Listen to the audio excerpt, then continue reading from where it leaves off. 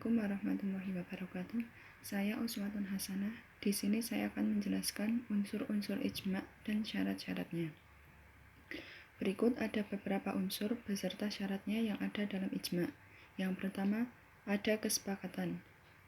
Yang kedua, ada sejumlah orang yang berijtihad. Yang ketiga, terjadinya kesepakatan para ahli setelah Nabi Muhammad wafat. Yang keempat, kesepakatan sejumlah mujtahid tersebut masih dalam satu generasi. Yang kelima, materi yang disepakati oleh sejumlah mujtahid adalah masalah-masalah hukum syar'i tanpa melihat domisili mereka masing-masing. Di sini saya akan menjelaskan satu persatu. Yang pertama yaitu ada kesepakatan. Sejumlah mujtahid pada saat terjadi kasus.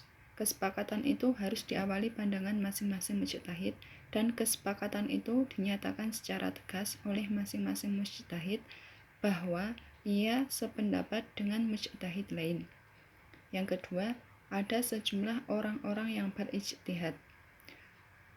Sebab kesepakatan tidak mungkin terjadi tanpa adanya beberapa pandangan atau pendapat yang masing-masing memiliki kesamaan dan kesesuaian. Yang ketiga, terjadinya kesepakatan para ahli setelah Nabi Shallallahu Alaihi Wasallam wafat, sebab semasa Nabi hidup, beliaulah yang menjadi sumber hukum melalui wahyu yang diberikan kepadanya.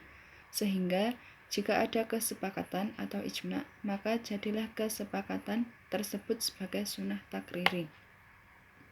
Yang keempat, kesepakatan sejumlah mujtahid tersebut masih dalam satu generasi. Maksudnya, jika ditemukan sejumlah mujtahid dalam satu generasi, tetapi mereka tidak bersepakat dalam menetapkan hukum suatu kasus, maka ini tidak disebut sebagai kesepakatan ijma'. Yang kelima, materi yang disepakati oleh sejumlah mujtahid adalah masalah hukum syar'i, tanpa melihat domisili mereka masing-masing. Begitu juga tidak melihat suku, budaya, dan sekte mereka. Akan tetapi, jika kesepakatan tersebut terjadi di suatu daerah, hal ini tidak dapat disebut sebagai kesepakatan ijma'. Sekian dari saya. Wassalamualaikum warahmatullahi wabarakatuh.